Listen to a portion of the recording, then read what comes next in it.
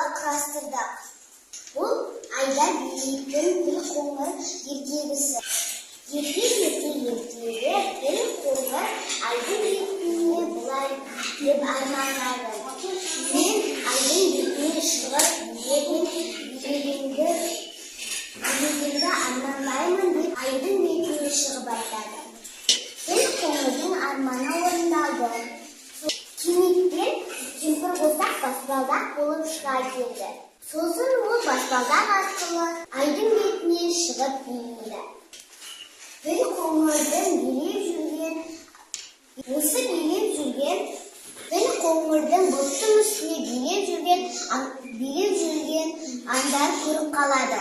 Ормандағы жан-жануарлар қызығып қарайды. Қоян айтады: біз де осылай етіп билесек бола ма?